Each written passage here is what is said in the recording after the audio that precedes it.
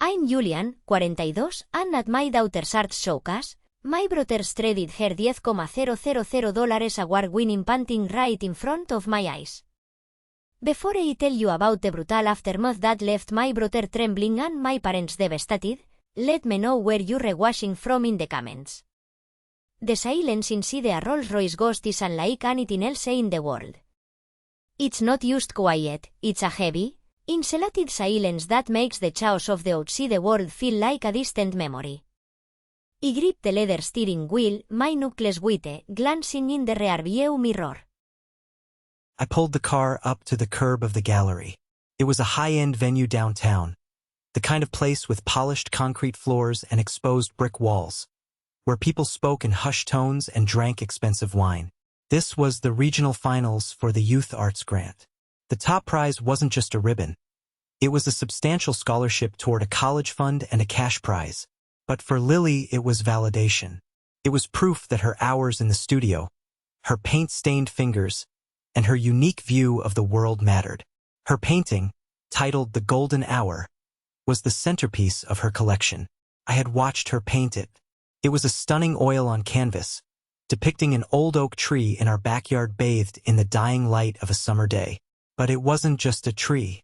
The way she captured the light, the texture of the bark, the melancholy of the fading sun. It felt alive. It felt like a memory you couldn't quite place but desperately wanted to return to. Okay, I said, putting the car in park. Game face.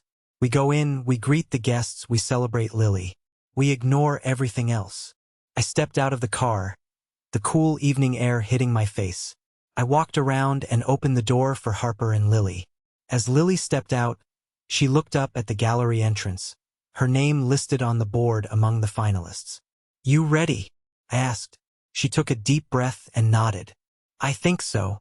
We walked toward the entrance, the glass doors sliding open to reveal a warm, glowing interior. The room was already filling up. I saw local dignitaries, other artists, and wealthy patrons. This was a big deal. For a moment, I let myself feel pure, unadulterated pride. I had worked 80-hour weeks, missed vacations, and dealt with nightmare clients to provide this life for my family. To give Lily the chance to pursue art without worrying about a salary or rent. Seeing her here, recognized for her talent, made every sacrifice worth it. But the moment we stepped inside, the hairs on the back of my neck stood up. It's an instinct you develop when you grow up in a volatile household. You learn to sense the shift in atmospheric pressure before the storm hits. I scanned the room. First, I didn't see them. I saw the gallery owner, Gabriel, a tall, eccentric man with silver hair, waving at us. I saw Anthony, a well-known collector in the city, studying Lily's painting with intense focus. Let's go say hi to Gabriel, Harper suggested, her hand firm on Lily's shoulder. We moved through the crowd, accepting congratulations. People were genuinely impressed. Your daughter has an old soul, one woman told me. The depth in that painting, it's haunting. Thank you, I said, beaming. She worked incredibly hard on it. We reached Lily's display. The golden hour was mounted on a central easel, perfectly lit. It looked even better here than it did in our home studio. Below it, a small card read, Lily, age 12. Estimated value, $10,000. That number wasn't arbitrary. Gabriel had had it appraised by 3 independent experts. It was a serious piece of art. $10,000. A voice sneered from behind me. For a picture of a tree? You've got to be kidding me. I froze. I didn't need to turn around to know who it was.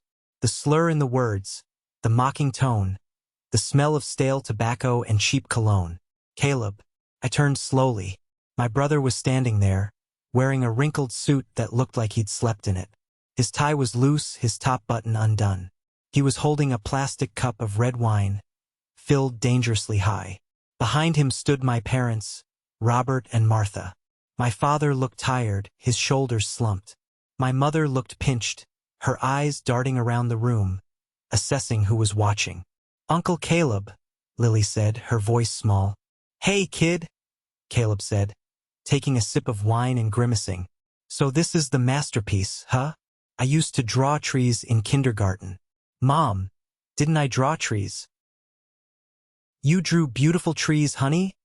My mother said automatically, stepping forward to kiss Lily on the cheek. It was a cold, performative kiss. Hello, Julian. Harper. Mom. Dad. I nodded. I'm glad you made it. We barely found parking, my father grumbled. Had to park 3 blocks away. This city is a nightmare. I offered to send a car for you, I reminded him. I wanted to control their arrival, make sure they were comfortable. We don't need your charity, Julian, Caleb snapped. We can drive ourselves. Unlike some people who need a chauffeur-driven tank to feel important. He gestured vaguely toward the street where my car was parked. I took a deep breath, counting to 3. It's good to see you, Caleb. I hope you're doing well. Doing great, Caleb lied. His eyes were bloodshot. Just between opportunities right now. But I've got something big lining up. Huge. That's great, Harper said, her tone polite but icy. Shall we get some sparkling water? The ceremony starts in 10 minutes. Water.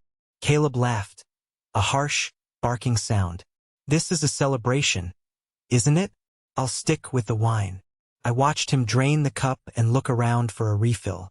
My stomach churned. He was already drunk. And he was jealous.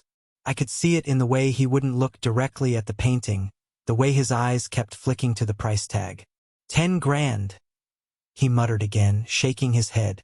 Unbelievable. People are starving and we're putting price tags on finger paintings. It's oil, Caleb, I said, my voice hardening. And it's talent. Lily has a gift. Yeah, well, Caleb sneered. Must be nice to have a rich daddy to buy your way into galleries. Some of us have to work for a living. That is enough, I said, stepping between him and Lily. If you can't be supportive, you can leave. Oh, stop it, Julian, my mother interjected, touching my arm. He's just teasing. Don't be so sensitive. It's a family night. Don't ruin it with your temper. My temper? I almost laughed. I was the one who had paid off Caleb's credit card debt 3 times. I was the one who paid for the new roof on their house. I was the one who kept the peace. I'm not ruining anything, I said quietly. I'm just asking for respect for Lily. We respect her, my father said, looking at his shoes. It's a nice picture, Lily. Thanks, Grandpa, Lily said, looking down at her feet. Just then, Anthony the collector walked up to us. He was a man in his 60s, impeccably dressed. He ignored Caleb and focused on me. Julian, he said, extending a hand. And this must be the artist. Lily, it is a pleasure. Lily shook his hand, blushing. I won't beat around the bush, Anthony said, his voice carrying authority. I've been collecting regional landscapes for 30 years. This piece, it speaks to me. I'd like to purchase it. I know the estimate is 10,000, but I'm willing to offer 12,000 right now to secure it before the auction starts. The air left the group. My parents' eyes widened. Caleb choked on his wine. $12,000? Caleb stammered. For that. It's a remarkable investment, Anthony said without looking at him. Lily, would you be willing to part with it? Lily looked at me, her eyes shining. Dad, it's your decision, sweetie, I said, my heart bursting. Yes, Lily whispered. Yes, thank you. Excellent, Anthony smiled. I'll go handle the paperwork with Gabriel. Congratulations, young lady. You have a brilliant future. He walked away. The silence he left behind was heavy. Caleb was staring at Lily, but there was no pride in his eyes. Only a dark, swirling resentment. He looked like a man who had just watched someone burn money he felt belonged to him. 12 grand, he whispered. 12,000 bucks for a kid. Isn't that wonderful? My mother said, though her voice sounded strained. Lily, you can put that in your college fund. Or help out the family, Caleb muttered. Excuse me, Harper said, stepping forward. Nothing, Caleb said, turning away, his face flushed red. I'm going to get another drink. I need a drink. He stormed off toward the bar. I watched him go, a knot of dread tightening in my gut. This wasn't over. I knew my brother. When he felt small, he needed to break something to feel big again. He's just having a hard time, my mother sighed, looking at me with pleading eyes. His girlfriend left him last week. He's hurting, Julian. Be the bigger person. I'm always the bigger person, Mom, I said, feeling the old exhaustion settle in. That's the problem. I didn't know it then, but being the bigger person was about to cost me more than I could imagine. The night was just beginning, and the real disaster was waiting in the wings, holding a plastic cup of cheap wine and a heart full of poison. The atmosphere in the gallery was electric, buzzing with the low hum of conversation and the clinking of crystal glasses. Yet, standing in that circle with my parents, I felt like I was trapped in a vacuum of negativity. The joy of Anthony's offer was already being corroded by Caleb's reaction and my parents' instinctive defense of him. You really shouldn't have flaunted the price in front of him, my mother, Martha, whispered to me as soon as Harper took Lily to get some punch. You know Caleb is struggling financially. It's insensitive. I stared at her, incredulous.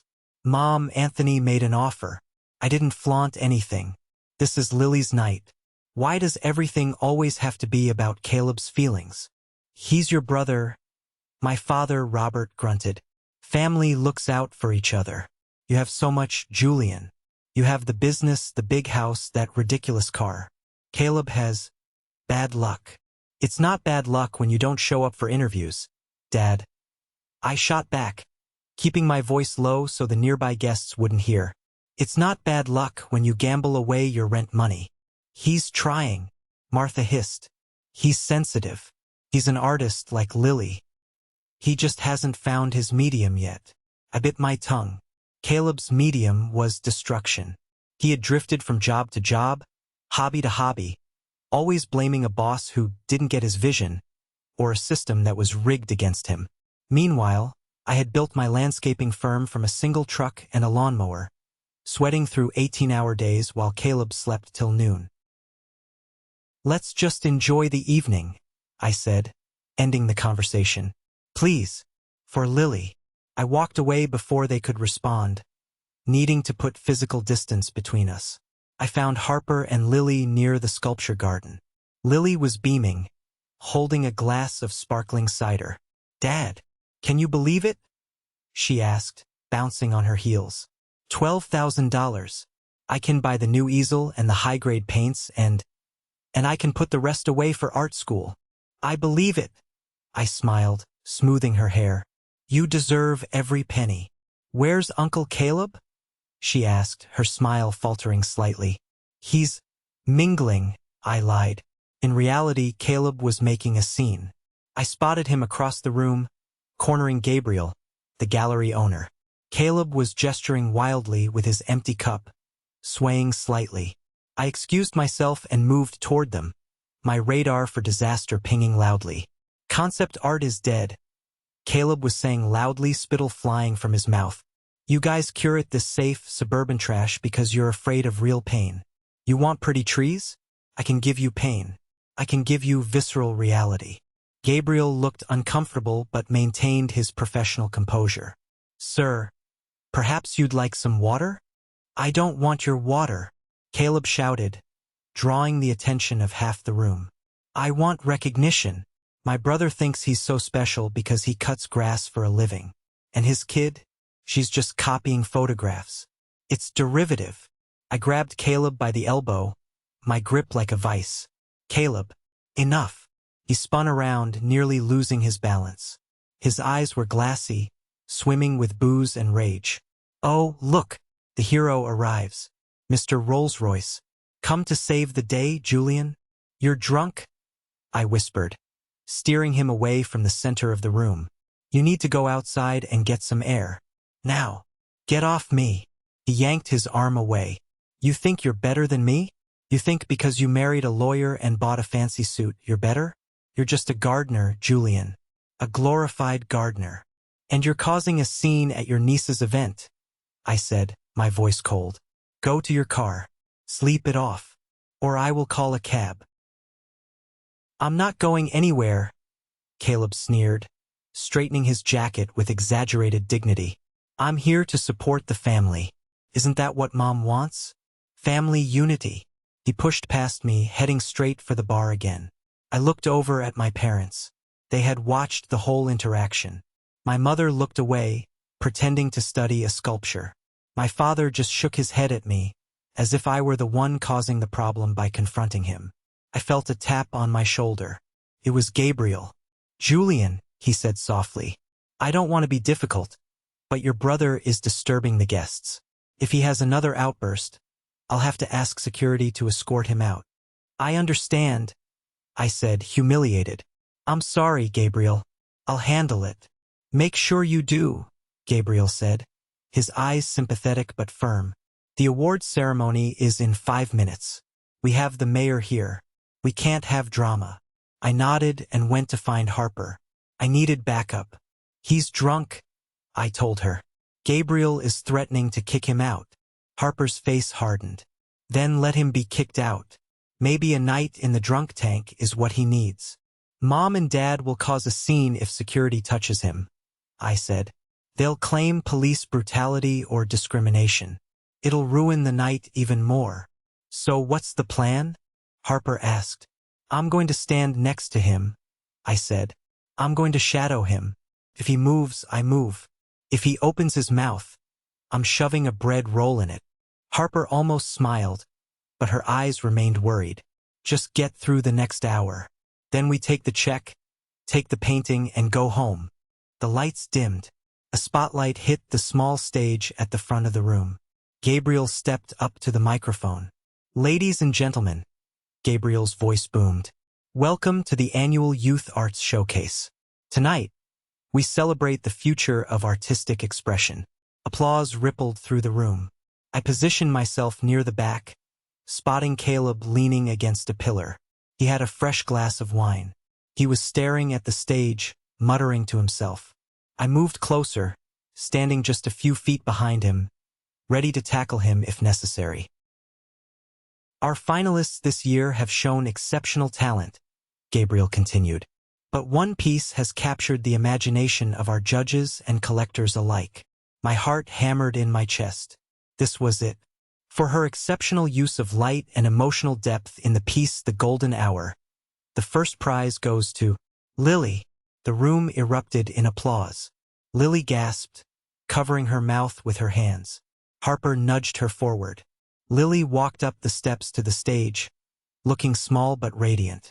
Gabriel handed her a large glass trophy and a giant ceremonial check for $5,000. Let's hear it for Lily, Gabriel cheered. I clapped until my hands hurt. I looked at Caleb. He wasn't clapping. He was staring at the check. The numbers seemed to mesmerize him. 5,000 there, 12,000 from the sale, $17,000. To a man drowning in debt and entitlement, that wasn't just money. It was an insult. I saw his jaw tighten. I saw him finish his drink in one gulp and crush the plastic cup in his hand. That should be mine, I heard him whisper. It wasn't a question. It was a statement of fact in his warped reality. Caleb, I warned, stepping closer. He ignored me. His eyes were locked on Lily, who was now shaking hands with the mayor. It's just a tree, he said louder. It's just a stupid tree. A few people turned to look.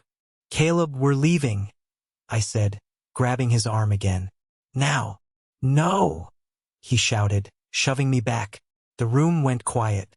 The applause died down. Lily looked out into the crowd, her smile freezing when she saw us. It's not fair, Caleb yelled, stepping away from the pillar and stumbling into the open space between the audience and the stage. Why does she get everything? Why does Julian get everything? Security, Gabriel called out. It's a scam, Caleb ranted, waving his arms. This whole thing is a scam. You people are buying garbage. My father rushed forward. Caleb, son, come on. Let's go. No, Dad. Caleb spun on him. You said you'd help me. You said if I came, you'd talk to Julian about the loan. But look at him. He's laughing at me. I'm not laughing at you, Caleb, I said, my voice steady but dangerous. I'm pitying you. That was the wrong thing to say. Caleb's face twisted into a mask of pure hatred. He looked at me, then he looked at the stage. He looked at the painting, sitting on its easel to the right of the podium. The sold sticker was visible on the frame. Pity this, he hissed. He reached into his jacket pocket. I saw the glint of metal, a yellow plastic handle, a box cutter. Time seemed to slow down. I saw the blade slide out. I saw his intent. Caleb, no! I screamed, lunging forward. But I was too far away. He was closer to the stage. He moved with a speed fueled by adrenaline and rage. He rushed past the stunned guests, past my father's outstretched hand. He wasn't going for Lily. He was going for the one thing that symbolized everything he hated, her success. He reached the easel. He raised the knife. Don't! Lily screamed, dropping her trophy. It shattered on the floor. But the sound of the glass breaking was drowned out by a sound that will haunt me for the rest of my life. The sound of a sharp blade tearing through tight canvas. Re-I-thriap. The sound was visceral, like skin tearing. It sliced through the hushed elegance of the gallery, violent and irreversible. Caleb didn't just slash it once. He drove the box cutter into the center of the oak tree, the heart of the painting, and dragged it downward with all his weight. The canvas groaned and gave way. But he didn't stop. He slashed horizontally, then diagonally, frantic like a wild animal attacking prey. No! I roared, my voice sounding foreign to my own ears. I tackled him. I hit him with the force of a linebacker, driving my shoulder into his ribs. We crashed into the easel, sending the destroyed painting and the wooden stand clattering to the floor. The box cutter skittered across the polished concrete. I pinned him down, my forearm pressed against his throat. Are you insane? Are you out of your mind? Caleb was laughing. He was breathless, wheezing under my weight, but he was laughing. A sick, wet sound. Fixed it, he sputtered. Now nobody wants it. I raised my fist. God help me, I wanted to smash his face in. I wanted to break him the way he had broken my daughter's heart. I felt the primal urge to violence surging through my veins, hot and blinding. Julian, stop. It was Harper. Her voice cut through the red haze. Not panicked, but commanding. I froze, my fist trembling in the air. I looked down at my brother. His eyes were wide, manic, challenging me to do it. Hit me, his eyes said. Make me the victim. I let out a guttural growl and shoved him away, standing up. I kicked the box cutter away, sending it sliding under a display table. Get up, I spat. The gallery was dead silent. Dozens of people were staring, mouths agape. Security guards were running toward us now, their radios crackling. I turned to the stage. Lily was standing there, shaking. Her hands were covering her mouth, tears streaming down her face. The trophy lay in shards at her feet, but she wasn't looking at the glass. She was looking at the canvas on the floor. It was ruined. The beautiful golden light, the texture of the bark. It was all ribbons now. Flaps of painted fabric hung loosely from the frame. The golden hour was gone. Lily? I choked out, stepping toward her. She collapsed. Not a faint, but a sinking to her knees, sobbing. My painting, she wailed. Why? Why did he do that?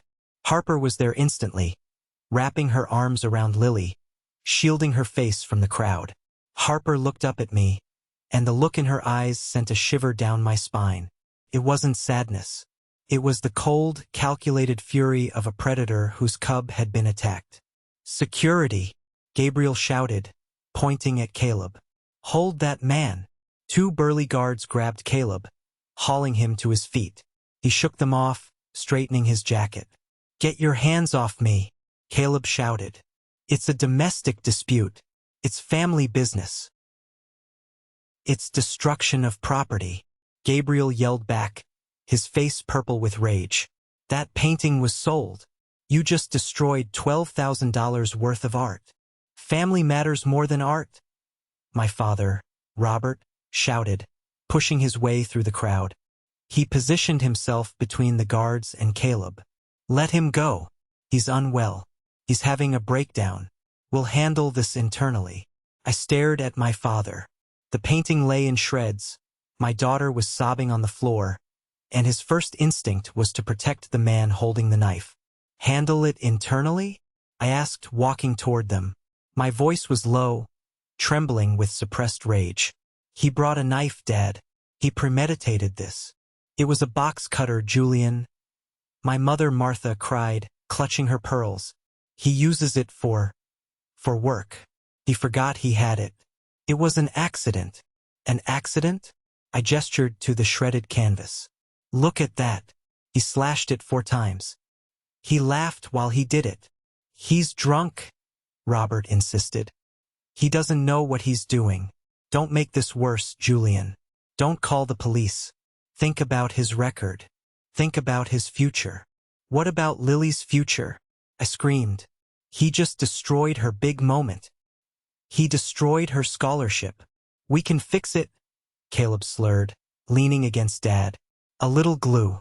Tape. It's abstract now. Maybe it's worth more. He giggled. That giggle broke something inside me.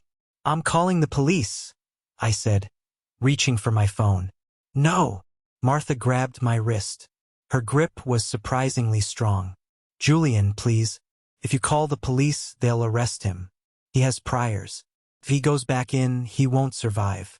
You can't do that to your brother. He did this to himself, I said, yanking my arm away. If you call the police, Robert said, stepping close to me, his voice dropping to a menacing whisper. You are dead to us. I mean it, Julian. You choose this hobby over your own blood, and you can forget you have parents. I looked at him, really looked at him. I saw the fear in his eyes, but also the arrogance. The belief that I, the good son, would always fold, that I would always absorb the damage to keep the family boat steady. Is that a threat? I asked. It's a promise, Robert said.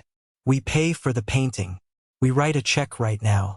You tell the owner it was an accident. Caleb tripped. The painting fell. End of story. You don't have $12,000, Dad?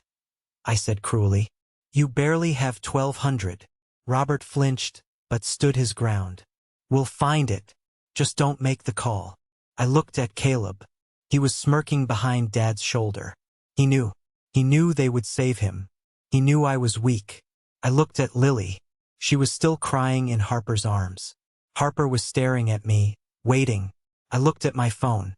My thumb hovered over the keypad. Julian, Martha sobbed. Please, be the big brother. One last time. The pressure was suffocating. Decades of conditioning.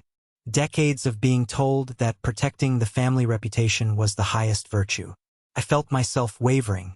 Maybe I could just take the loss. Maybe I could pay Lily myself. Tell her we'd paint a better one. Maybe I could avoid sending my brother to prison. I lowered the phone. Caleb let out a sigh of relief. See? I knew you were cool, Jules. Robert patted my shoulder. Good man. I knew you'd do the right thing. But then Harper stood up.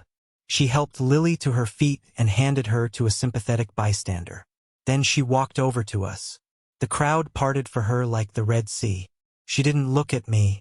She didn't look at my parents. She walked straight up to Caleb. She stood inches from his face. She was shorter than him, but in that moment she looked 10 feet tall. You think you won, Harper said, her voice terrifyingly calm. Relax, Harper, Caleb scoffed. Julian's handling it. Julian is handling his parents, Harper said. But that painting? That didn't belong to Julian. It belonged to Lily. And legally, until the transaction closed, the rights belonged to her guardian. And tonight, I'm not just her mother. I'm her attorney. She turned to me. Julian, give me the keys to the ghost. Take Lily outside. Harper, what are you doing? I asked. I said. She turned back to Caleb, her eyes dead and cold. Take our daughter to the car. I'm going to have a word with your brother. You can't do anything, Robert blustered. Julian agreed. Julian agreed to nothing, Harper snapped, silencing my father with a glare. And frankly, Robert, if you say one more word, I'll sue you for aiding and abetting a felony. She reached into her purse. She pulled out her phone. But she didn't dial 911. She looked at Caleb and whispered something. I couldn't hear it over the murmur of the crowd, but I saw the color drain from Caleb's face.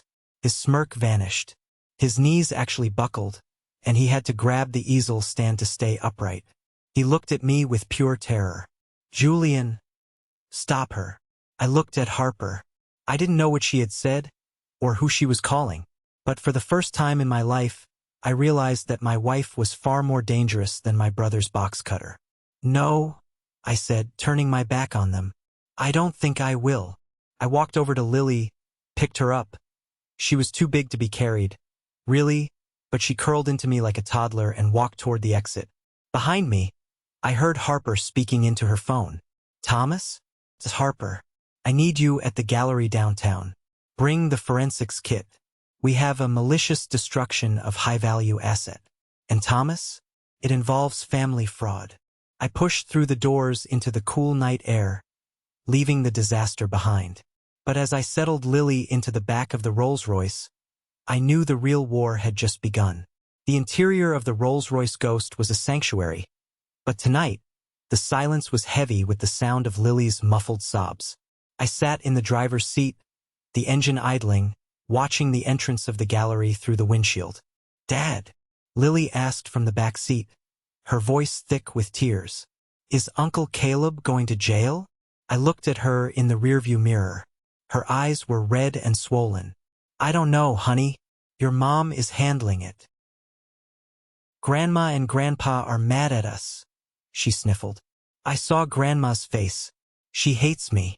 No, I said firmly, turning around to face her. Grandma doesn't hate you. She's just confused. She's protecting Caleb because she thinks she has to. But none of it is your fault. You created something beautiful. Uncle Caleb destroyed it because he's broken. Not because of anything you did. She nodded, but I could tell she didn't fully believe me. At 12, rejection feels personal regardless of the logic. Inside the gallery, things were unfolding in a way I couldn't see but could vividly imagine. 10 minutes passed, then 15. Finally, the glass doors opened. Harper walked out. She wasn't alone. She was followed by my parents and Caleb, and behind them Gabriel, the gallery owner. But something was strange. Caleb wasn't shouting anymore. He looked pale, almost sick. He was walking with his head down. My parents looked frantic, my father gesturing wildly at Harper's back, my mother dabbing her eyes with a handkerchief. Harper walked straight to the car, opened the passenger door, and slid in. She didn't slam the door. She closed it with a soft, decisive thud. Lock the doors, she said calmly. I hit the lock button. Outside, my father tapped on my window. Julian, open up. We need to talk. I looked at Harper. What happened in there? I secured the scene, Harper said, checking her makeup in the visor mirror. Gabriel has agreed to keep the gallery closed to the public for the next hour. I moved everyone into the VIP viewing room in the back. I told them to wait there. Wait for what? I asked. For Thomas, she said. Thomas. I frowned. The investigator you used for that corporate espionage case last year? The very same, she said. He's an independent insurance investigator, but he has more authority than people realize when high-value assets are involved. And more importantly, he's not a beat cop who's going to write a civil dispute report and leave. He builds cases for lawsuits. Harper, I said, lowering my voice. You called an investigator? Dad said if we make this legal, they're cutting us off. Harper turned to me. Her eyes were fierce. Julian, look at our daughter. I looked back at Lily, who was clutching a travel pillow, exhausted. Your brother walked into her biggest moment with a weapon, Harper said, emphasizing the word. He premeditated the destruction of her property. He traumatized her, and your parents tried to bribe you into silence. If they want to cut us off, good, let them. But I am not going to let them bully us into submission. Not this time. What did you whisper to Caleb? I asked. He looked like he saw a ghost. Harper allowed herself a small, tight smile. I told him that I know about the trunk. The trunk? I asked. Of his car. When we walked in, Harper explained, I saw him open his trunk to get his jacket. I saw what was in there, Julian. Stacks of high-end electronics. Laptops, iPads still in the shrink wrap. Dozens of them. My blood ran cold. Stolen. Or fenced, Harper said. He's in deep, Julian. Deeper than just credit card debt. That's why he was so desperate for the money. That's why he snapped when Anthony offered the 12 grand. He needed that money to pay someone off. Jesus, I whispered. So, Harper continued, I told him that Thomas isn't just coming to appraise the painting. He's coming to do a full asset investigation for the insurance claim. And that includes documenting all vehicles and property associated with the involved parties to rule out fraud. You terrified him, I realized. Fear is a powerful motivator, she said. Now, are you with me? Because I'm about to go back in there and burn their little house of cards to the ground. But I need you to stand next to me. No apologizing. No wavering. I looked at my hands on the steering wheel. I thought about the years of excuses. Caleb didn't mean it. Caleb is just spirited. Caleb needs help. I thought about the money I'd secretly given him, hiding it from Harper because I knew she'd be angry. I was an enabler. I had helped create this monster. I'm with you, I said. What do we do with Lily? I called my sister, Harper said. She's on her way to pick Lily up. She'll take her for ice cream and a sleepover. Lily doesn't need to see what happens next. 5 minutes later, Harper's sister pulled up. We transferred a tearful but relieved Lily into her aunt's car. I love you, Lil, I said, kissing her forehead. I'll fix this. Just don't let them yell at you, Dad, she whispered. That broke me. Even now, she was worried about me. I watched her drive away. Then I straightened my jacket, buttoned it, and looked at Harper. Let's go, I said. We walked back into the gallery. My father was waiting in the lobby, pacing back and forth. Finally, he shouted. Where is Lily? Did you send her away? Good. She shouldn't see her uncle being persecuted. Persecuted. I laughed. A dry, humorless sound. He destroyed her painting, Dad. It's paper and paint, Dad yelled. Caleb is flesh and blood. Look, I talked to him. He's sorry. He's willing to apologize. We can work out a payment plan. A payment plan? Harper cut in. With what income, Robert? His unemployment checks. I'll cover it, Dad said, thumping his chest. I have savings. I have the retirement fund. I saw a flicker of something strange in Dad's eyes when he mentioned the retirement fund. A nervous twitch. We're not interested in your money, Dad, I said. We want accountability. We walked past him toward the VIP room.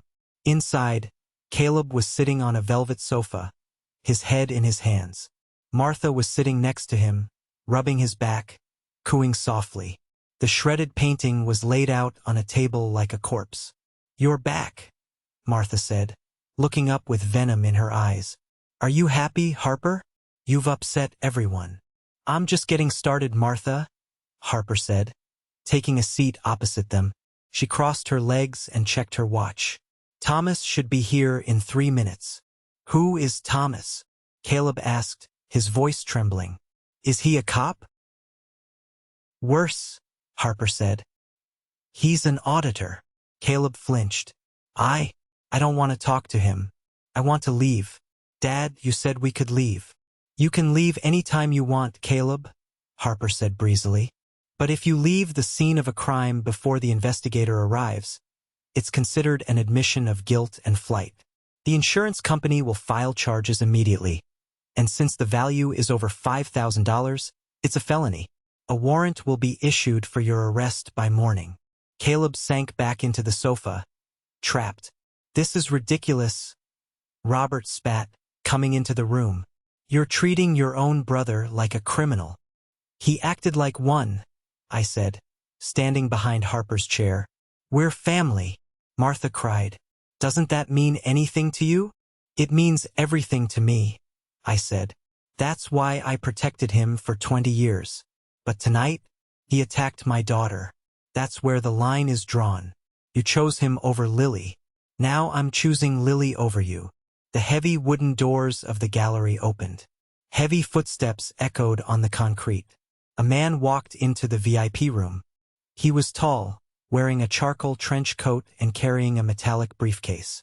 He had a face carved out of granite and eyes that missed nothing. "Thomas," Harper said, standing up to shake his hand. "Counselor." Thomas nodded. He didn't smile. He looked at the room, his gaze sweeping over my parents, lingering on Caleb, and finally resting on the shredded painting. "So," Thomas said, his voice deep and gravelly, "this is the disaster." "It was an accident," Martha blurted out. Thomas ignored her. He walked over to the painting, put on a pair of latex gloves, and examined the canvas. Clean cuts, downward force, serrated edge consistent with a utility blade, multiple strikes. He turned to Caleb. "Let me see your hands." "Why?" Caleb hid his hands behind his back. "To check for paint transfer or self-inflicted wounds," Thomas said calmly. "And to see if you still have the weapon."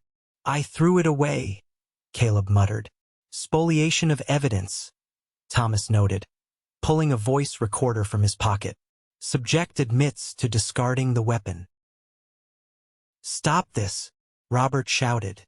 "I will pay for it." "How much? 10,000? I'll write a check right now." He reached for his checkbook. Thomas looked at my father with mild amusement. "Sir, this isn't just about the monetary value. It's about the intent. And frankly, based on the preliminary text I got from Harper regarding the contents of the subject's vehicle." Thomas turned his gaze back to Caleb. "I think the painting is the least of your worries." Caleb started to shake. Visibly, the glass of water on the table in front of him rippled. "I need everyone's phones," Thomas said, "for the investigation." "You can't take my phone," Caleb shouted, jumping up. "Actually, I can," Thomas said, pulling a document from his jacket. "Harper had the judge sign a preservation order electronically 10 minutes ago.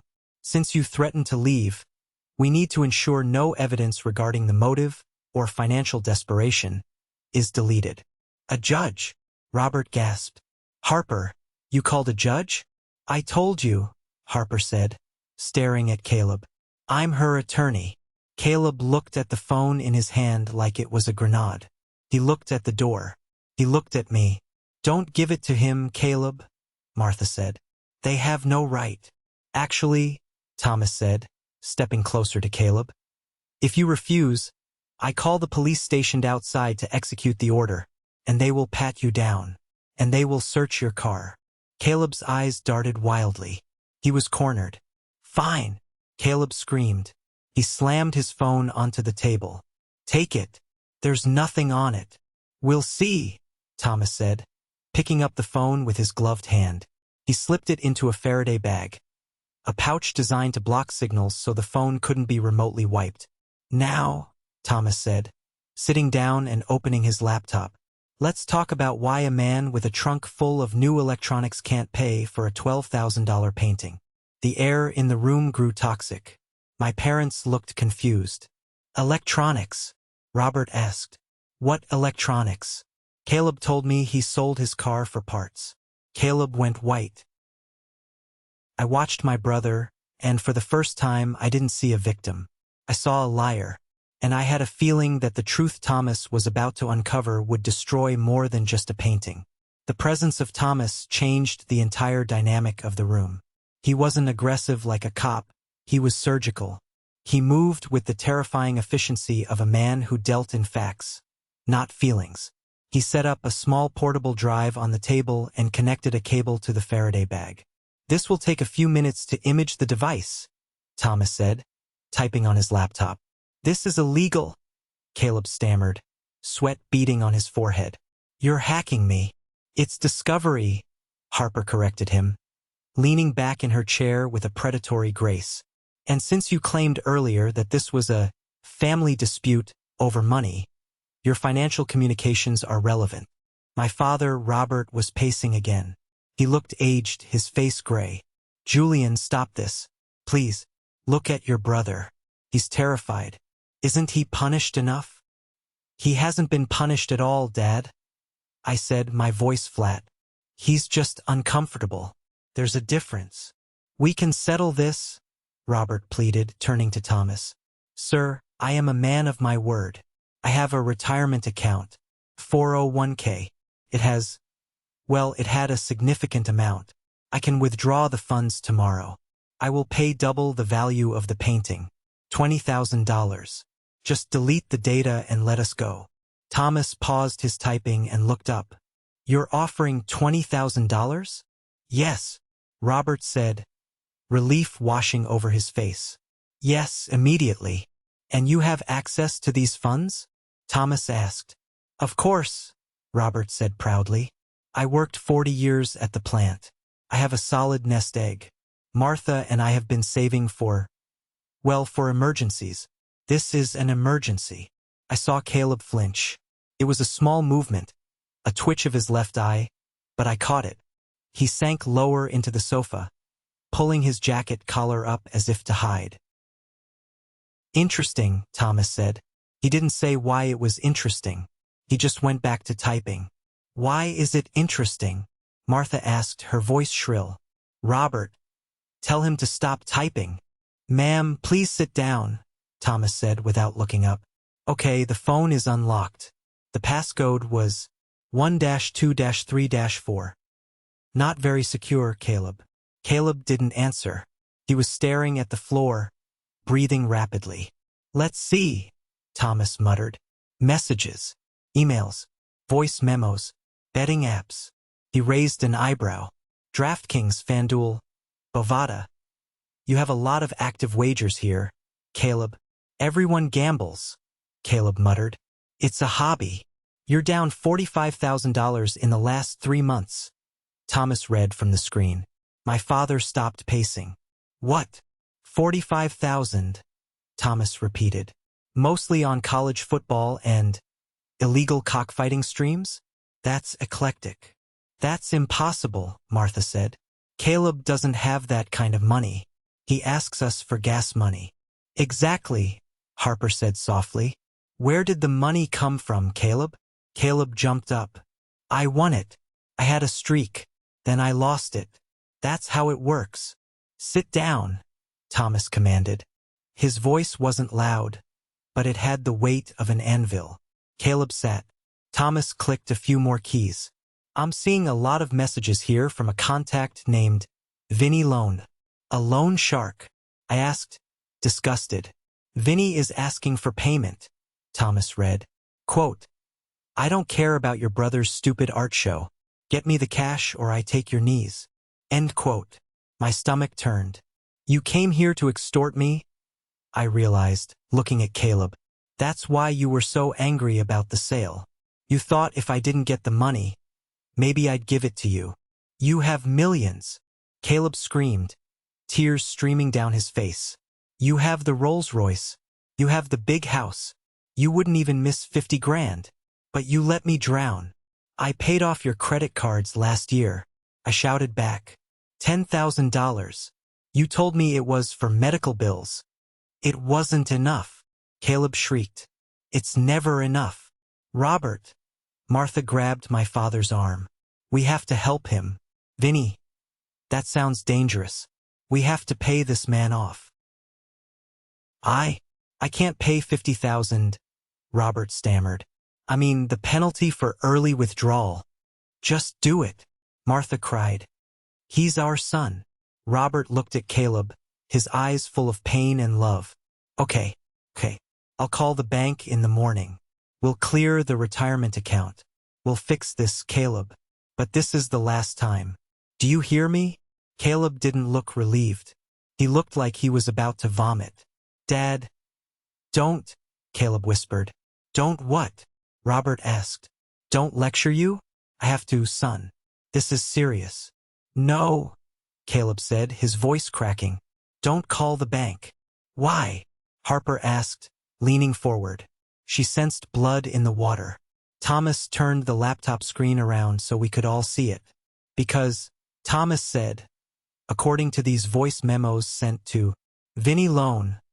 The money isn't there. What do you mean? Robert frowned. Of course it's there. I get the statements every quarter. Thomas clicked on an audio file. Audio note recorded 3 days ago, 11:42 p.m. He pressed play. Caleb's voice filled the room. It was slurred, drunk, and arrogant. Yo, Vinny. Chill out, man. I told you I got it covered. The art thing is just a backup. My main play is the cows. The cash cows. My old man keeps his login info in a notebook in the kitchen drawer. Stupid old fool hasn't checked his balance online in years. I've been siphoning it for months. I just need to fake one more signature to clear the rest of the 401k. They think they're saving for a cruise? Ha! They're saving for my parley. I'll have your money by Tuesday. Just don't touch the car. The recording ended. The silence that followed was absolute. It was heavier than the silence in the Rolls-Royce. It was the silence of a world ending. Robert stood frozen. He looked at the laptop. Then he looked at Caleb. Caleb? Robert whispered. His voice was trembling so hard it sounded like leaves rustling. What did you say? Caleb was crying now, ugly, heaving sobs. I was drunk. I didn't mean it. I was just stalling him.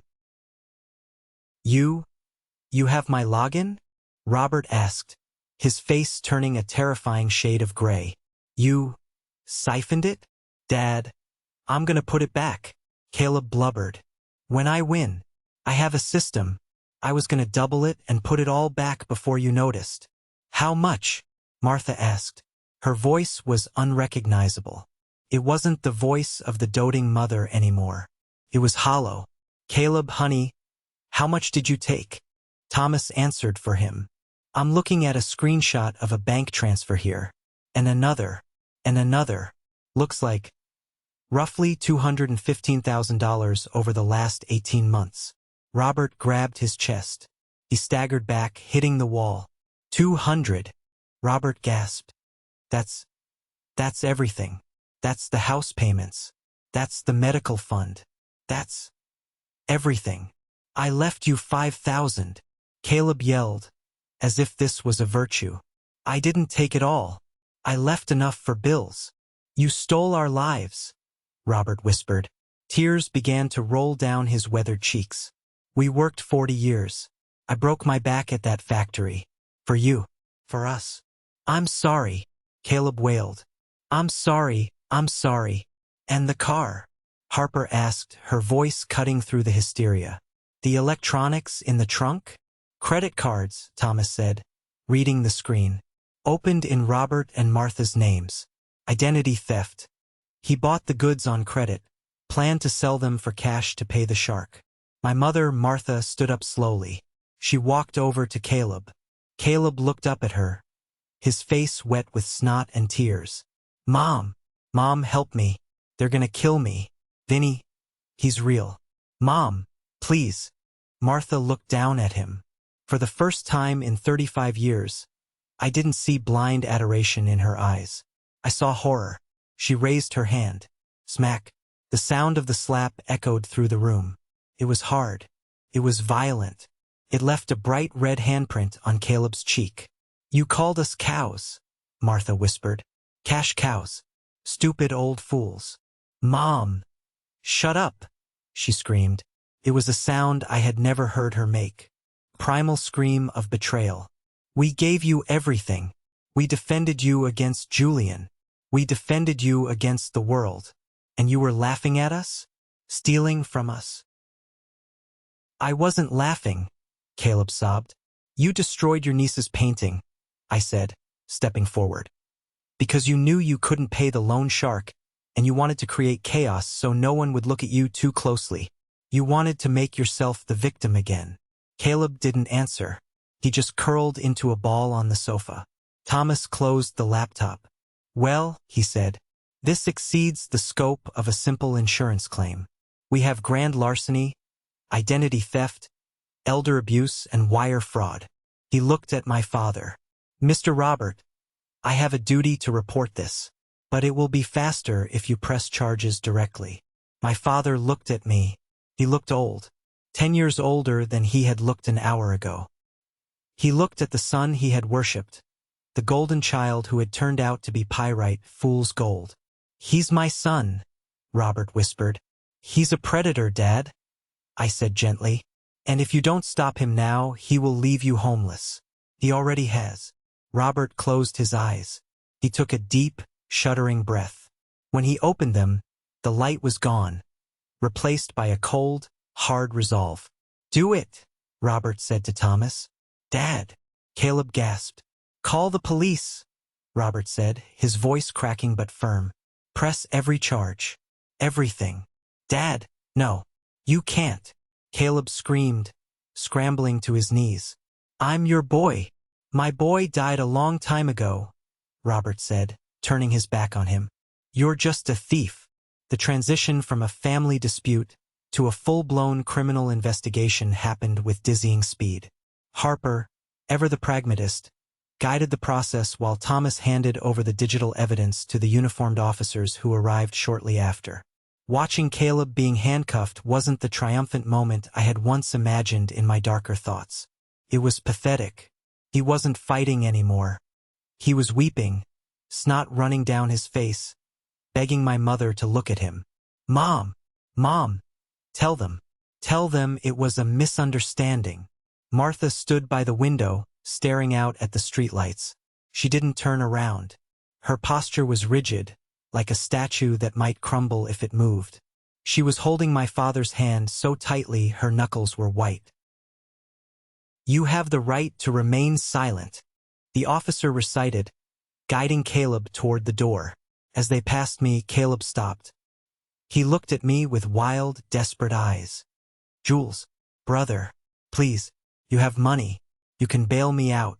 Vinny, if I go to jail, I'm safe from Vinny, but my reputation. Jules, please." I looked at the man who had tormented my childhood, who had mocked my success, and who had tried to destroy my daughter's spirit just to cover his own crimes. "You're right," I said softly. "You'll be safe from Vinny in jail. Consider it my last gift to you." "You bastard!" He spat as the officers shoved him forward. "You always wanted this. You always wanted to be the only one." The doors closed. The shouting faded. The silence returned to the VIP room, but this time it was the silence of a tomb. Thomas packed up his equipment. "I'll need statements from everyone tomorrow. Harper has my card. I'll make sure the insurance claim for the painting is processed quickly, though given the perpetrator is family, we might have to subrogate against his assets. What little there are." "Thank you, Thomas," Harper said. Thomas nodded to me, then glanced at my parents with a look of genuine pity. "I'm sorry, folks.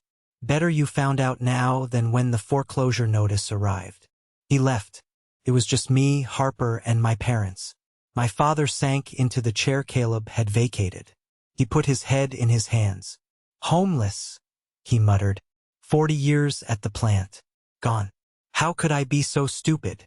"You weren't stupid, Dad," I said, though part of me wanted to scream, "Yes, you were. You trusted him." "We trusted him because we wanted to," Martha said, turning from the window. Her face was ravaged by grief, her makeup streaked. "We wanted him to be the success we always dreamed he was. We ignored the signs, the missing cash from my purse, the lies about jobs.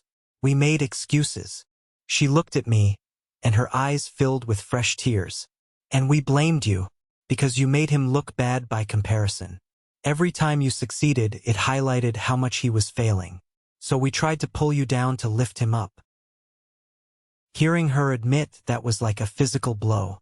I had known it for years, felt it in every backhanded compliment, every criticism of my flashy life, but hearing it spoken aloud was devastating. "I'm sorry, Julian," my father said, looking up. "God, I am so sorry. Tonight, what we said about the painting, what we said about disowning you. It hurt, Dad," I said honestly. "It hurt a lot." "I know," Robert wept. "I don't deserve your forgiveness. I don't deserve your help." He looked around the room, lost. "I don't even know how we're going to get home. Caleb drove us. And I don't have gas money." The reality of their situation was crashing down. Their bank accounts were likely drained or frozen. Their credit was ruined. They were elderly, vulnerable, and completely broke. I looked at Harper. She was watching me closely. She knew what I was thinking. She knew the anger I felt, but she also knew the man she had married. "I'm not going to let you starve," I said, my voice steady. "And I'm not going to let you be homeless." "We can't ask you for anything," Martha sobbed. "After what we did?" "You're not asking," I said. "I'm offering. But things are going to be different. Very different." "Anything," Robert said. "Anything you say."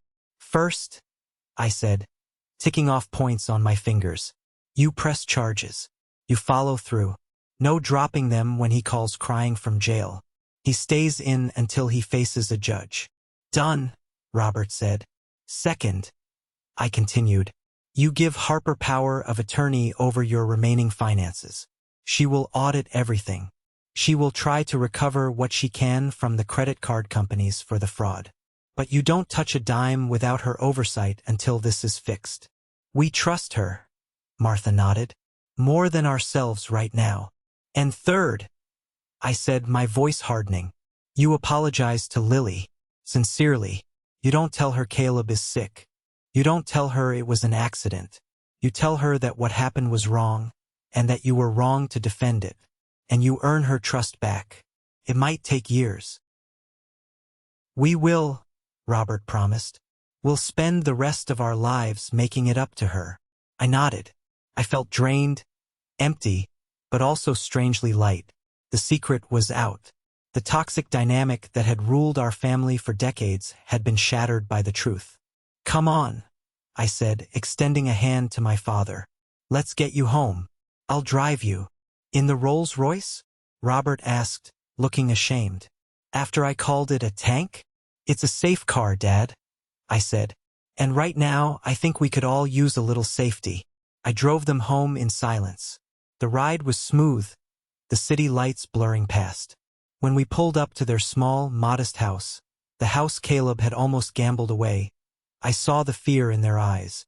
They were entering a house filled with memories of the son who had betrayed them. "I'll be over tomorrow with groceries," Harper said as they got out. "And I'll bring the paperwork." "Thank you," Martha whispered, clutching Harper's hand.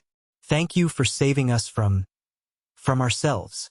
I watched them walk up the path, leaning on each other, looking frail and small. As I drove away, heading toward Harper's sister's house to pick up Lily, I reached over and took Harper's hand. "You were amazing tonight," I said. "Terrifying, but amazing." Harper squeezed my hand. "Nobody messes with my family. Not even your family." "I think," I said, looking at the road ahead, "that for the first time, you, me, and Lily, we are the only family that matters." We picked up Lily. She was asleep on the couch, her face scrubbed clean of tears. When I carried her to the car, she woke up groggily. "Dad?" she mumbled. "Did you fix it?" "Yeah, baby," I whispered, tucking her into the back seat of the Rolls-Royce. "I fixed it. The bad part is over." "And the painting?" she asked sleepily. "We'll paint a new one," I said. "A better one. And this time we'll keep it safe." The morning after the gallery disaster, the sun rose over Seattle with a cruel, indifferent brightness. I sat at my kitchen island, a cup of black coffee steaming in front of me, staring at the empty chair across the table. The silence in my house was usually a comfort, a testament to the peace I had worked so hard to build. But today, the silence felt heavy, loaded with the debris of the night before. My phone sat on the counter, buzzing incessantly. Unknown numbers, local news outlets, friends who had heard the rumors. I ignored them all. The only call I was waiting for was from Harper. She had been up all night. While I had taken Lily home and eventually managed to get her to sleep, Harper had stayed up, turning our home office into a war room. She had logged into my parents' accounts using the credentials Thomas had extracted, and she had begun the forensic audit of their lives. When Harper finally walked into the kitchen, she looked exhausted.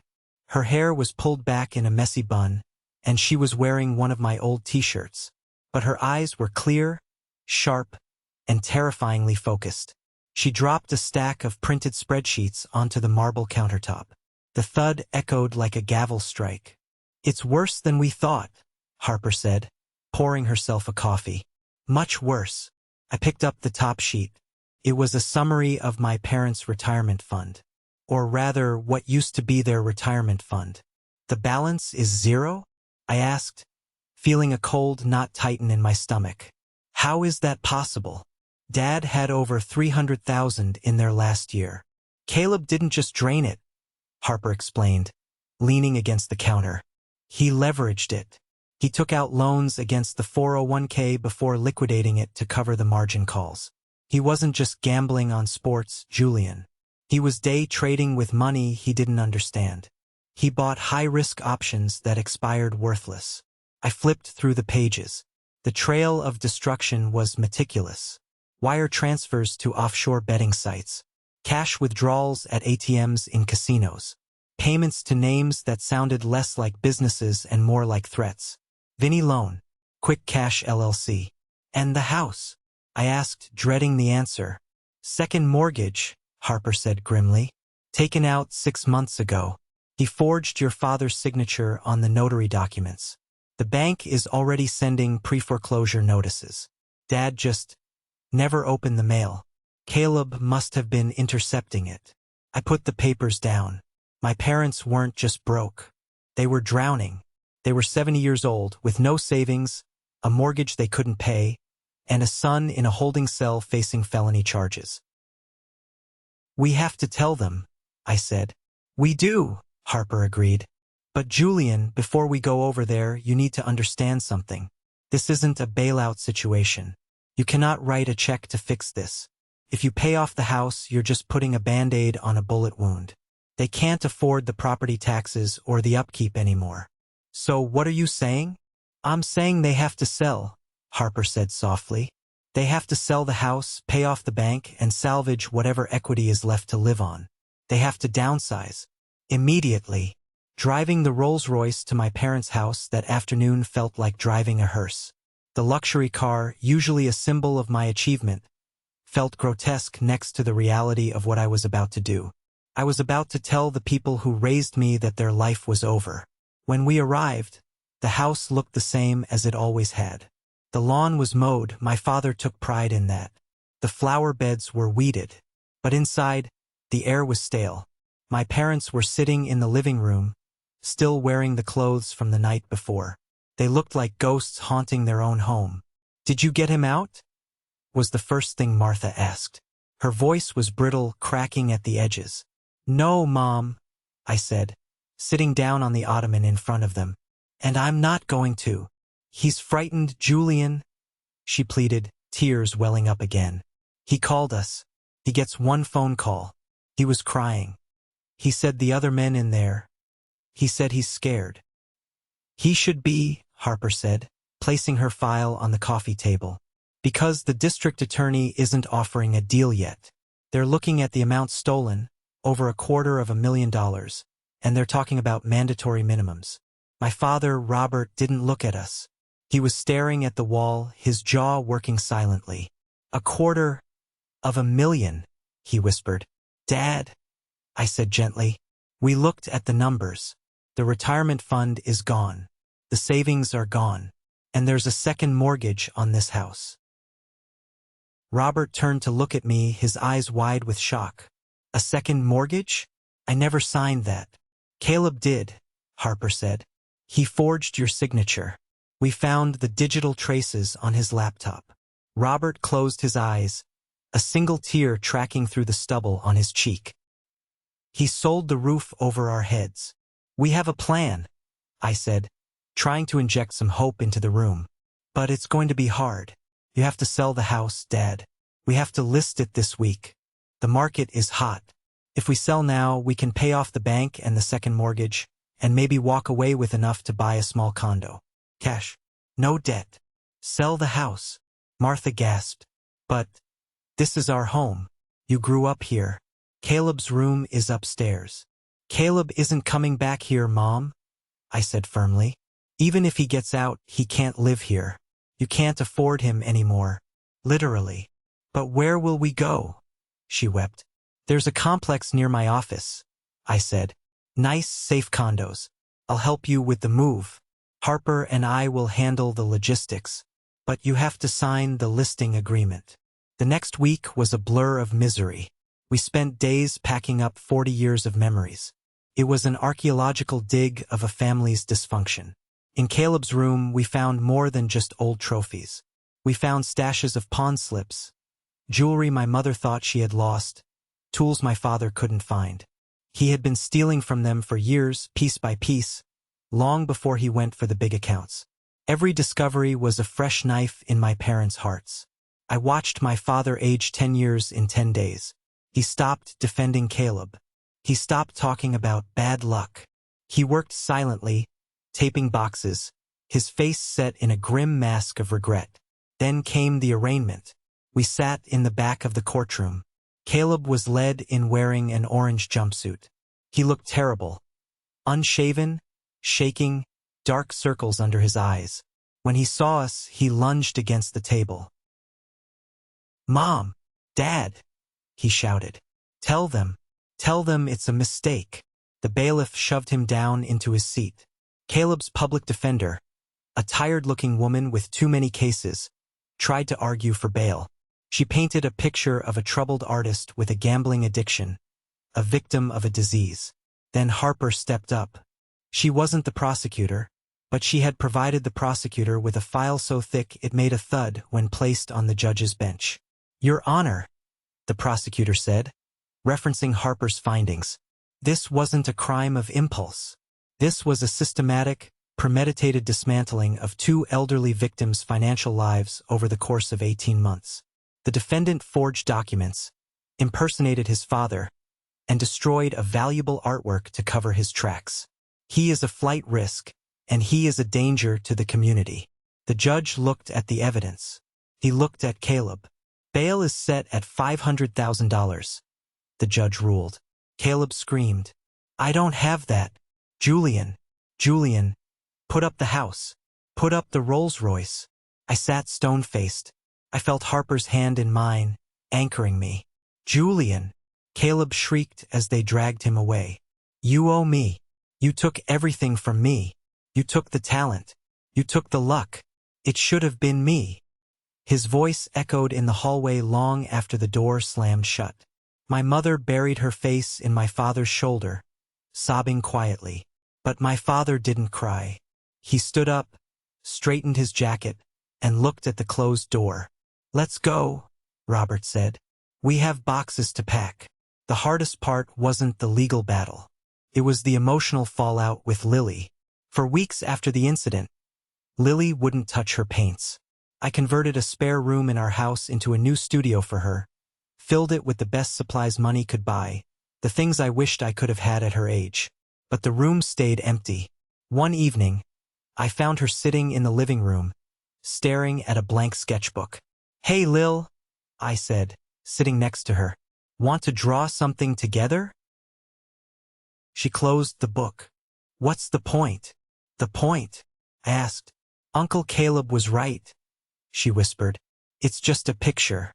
Can be destroyed in a second. Why spend weeks making something if someone can just rip it?" My heart broke. Caleb hadn't just destroyed a canvas. He had destroyed her sense of safety. He had taught her that creation was futile because destruction was easier. "Lily," I said, taking her hand, "look at me. Do you know why art is valuable?" She shook her head. "It's valuable because it's fragile," I said. "Statues can break. Paintings can burn. Music fades as soon as it's played. But we make it anyway. That's the bravery. Caleb is a coward. Destroying things is easy. Any idiot with a box cutter can destroy. But creating takes courage. Don't let a coward take your courage." She looked at me, her eyes searching mine. "I'm scared, Dad." "I know," I said. "But I'm here.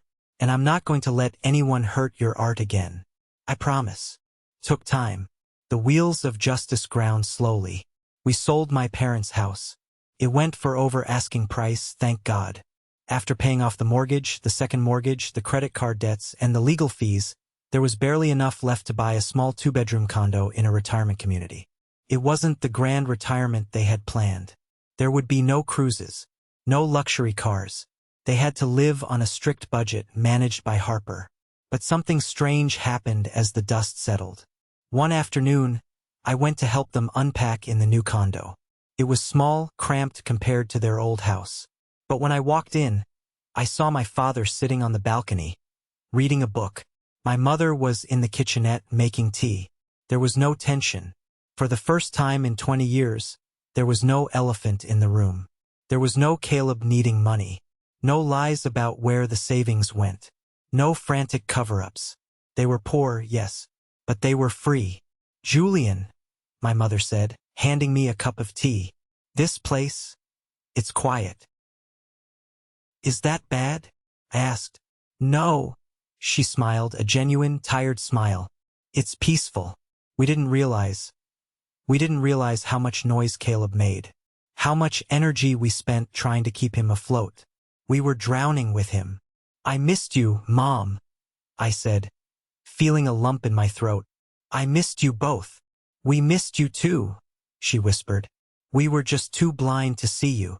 The brutal aftermath had stripped everything away. The money, the house, the pride. But in the wreckage, we found the foundation of something real. We were a family again. A damaged one, sure, but an honest one. 6 months later, the seasons had changed. The gray drizzle of Seattle winter had given way to the tentative green of spring. I guided the Rolls-Royce Ghost along the winding coastal highway, the ocean shimmering to my left. But today, the car didn't feel like a fortress or a tank. It just felt like a car. A vehicle to get us to where we needed to be. Beside me, Lily was humming. It was a sound I hadn't heard in half a year. "Are we almost there?" she asked, clutching a large, flat portfolio case against her chest. "Almost?" I smiled. "Nervous. A little," she admitted. "But good nervous." We were heading to the grand reopening of Gabriel's gallery. After the incident, as we called it, Gabriel had closed for renovations. He had reached out to us a month ago with a special request. He wanted Lily to be the featured artist for the opening night. He wanted her to tell her story. I looked in the rearview mirror. My parents were in the back seat. Robert was wearing a suit I had bought him. His old one was too big now, stress having shaved 20 pounds off his frame. Martha was wearing a simple dress, her hair cut in a practical bob. They looked different, lighter. "This is a nice drive," Robert commented. "I haven't been down this way in years." "It's beautiful," Martha agreed. She reached over and patted Lily's shoulder. "We're so proud of you, honey." "Thanks, Grandma," Lily said, and this time she meant it. The flinch was gone. Over the past 6 months, my parents had worked hard to earn that thanks. They showed up to every soccer game. They came over for Sunday dinners and helped clean up. They didn't talk about Caleb. They didn't ask for money. They just offered time. And time, it turned out, was the only currency that mattered to a child. Caleb was currently serving a 5-year sentence at the state penitentiary. He had taken a plea deal eventually, once he realized Harper had enough evidence to put him away for 20. We didn't visit. Robert sent him one letter, explaining that while he loved him, he could no longer support him. That letter was the hardest thing my father ever wrote, but it was the final severance of the toxic cord that had strangled our family. We pulled up to the gallery. It looked different, fresh paint, new signage. But the energy was familiar. "Ready?" Harper asked me as we parked. She looked stunning in a navy jumpsuit, her presence as commanding as ever. But the hardness in her eyes had softened. The mama bear could rest now. "Ready," I said. We walked in. The crowd was smaller this time, more intimate. Gabriel had curated the guest list carefully to ensure a supportive environment. "Julian, Harper." Gabriel greeted us with warm hugs. "And the star of the show." He led us to the center of the room. There, under a dedicated spotlight, stood an easel. It was draped in a velvet cloth. "Whenever you're ready, Lily," Gabriel said.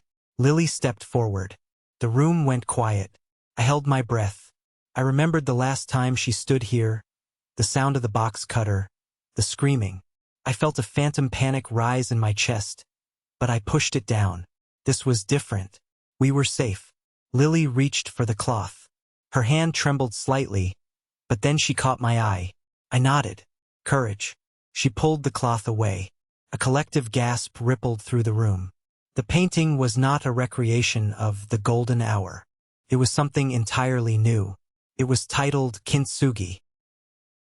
The canvas depicted the old oak tree again, but this time, it was painted as if it had been shattered. Jagged lines of darkness cut through the bark and leaves. But where the cracks were, Lily had painted veins of brilliant, shimmering gold leaf. The light wasn't coming from the sun anymore. It was coming from inside the tree, glowing through the scars, holding the broken pieces together. It was breathtaking. It was a visual representation of resilience. It acknowledged the damage, but it celebrated the healing. It's magnificent. Anthony, the collector, whispered. He was back, front and center. It's about how things are stronger after they break, Lily said, her voice clear and steady. My dad told me that creating takes courage. So, this is my courage. I felt tears pricking my eyes. I looked at my parents. My father was openly weeping, but he was smiling. My mother was clutching her chest, looking at the painting with reverence. I bid 15,000, Anthony said loud and clear. 16, another voice called out. 18. The bidding war was friendly but fierce. In the end, Anthony won again for $20,000. Lily walked up to the microphone. Thank you, she said. But I don't want the money this time. The room went silent.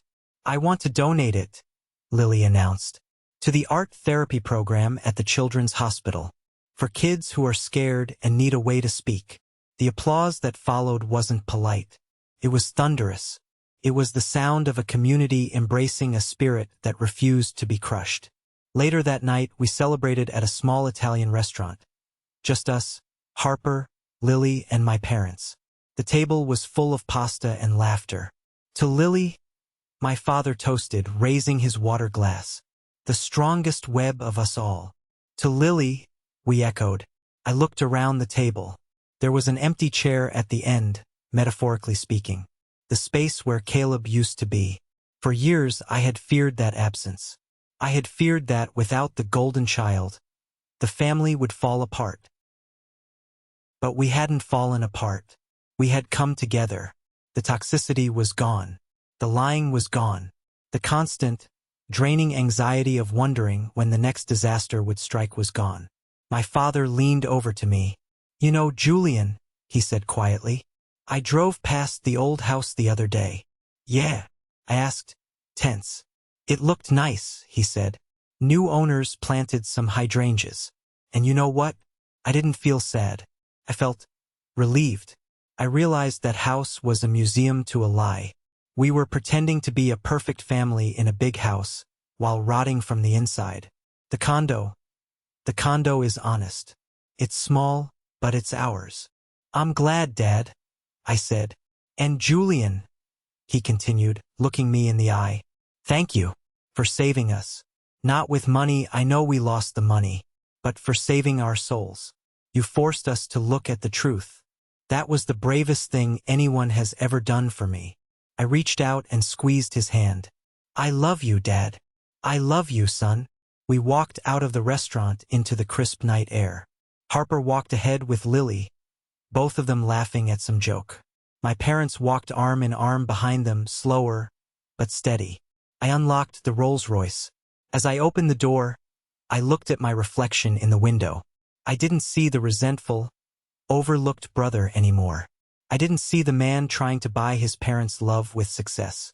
I saw a father, a husband, a son who had finally drawn a line in the sand.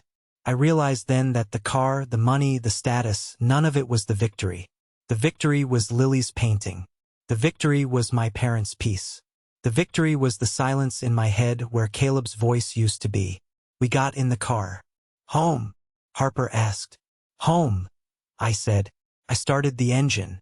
The Ghost glided onto the road, moving smoothly into the darkness, carrying the only treasure that truly mattered. We had walked through the fire, and we had risen from the ashes, not as gold, cold and hard, but as something living, scarred, and infinitely more beautiful. We often think of family as an unbreakable bond, a sacred contract that demands unconditional loyalty. But my story taught me a painful, necessary truth. Loyalty without boundaries is just enabling. By protecting my brother from the consequences of his actions for years, I didn't help him. I fed the monster that eventually devoured my parents' future and attacked my daughter's dreams. True love isn't about covering up mistakes. It's about holding people accountable so they have a chance to change. Here are the key takeaways I hope you carry with you. Protect the innocent first. Never sacrifice the safety of your children to placate the ego of a toxic adult. Lily was the victim, and my duty was to her, not to my brother's feelings. Financial transparency is safety. My parents lost everything because they were too afraid to look at the truth. Trust but verify even with family. Creation over destruction. As I told Lily, destroying is easy. Creating takes courage.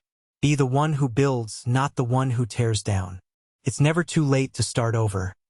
My parents lost their fortune at 70, but they gained their freedom. A small, honest life is worth infinitely more than a wealthy, deceitful one. I want to hear from you. Have you ever had to draw a hard line with a family member to protect your peace? Or maybe you've been in my parents' shoes.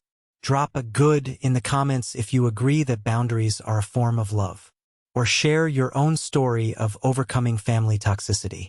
Your story might be the courage someone else needs to finally say enough.